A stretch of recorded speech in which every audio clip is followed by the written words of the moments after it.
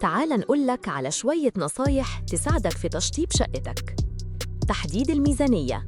حدد الميزانية الخاصة بشقتك مع مراعاة اختيار جودة الخامات المناسبة اللي حابب تستخدمها. تحديد أسلوب التصميم. لازم تبقى عارف إيه نوع التصميم اللي حابب تنفذه ويناسب احتياجاتك ورغباتك. ولو محتار، نوفو ديزاينز هتساعدك تنفذ فكرتك مع مصممين ديكور متخصصين. استغلال المساحات. من أهم العناصر اللي لازم تاخدها في عين الاعتبار، خصوصاً لو المساحة صغيرة.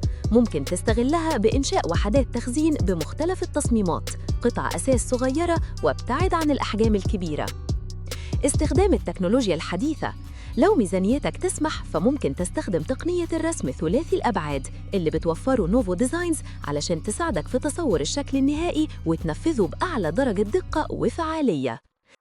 الاستعانة بالاستشارات.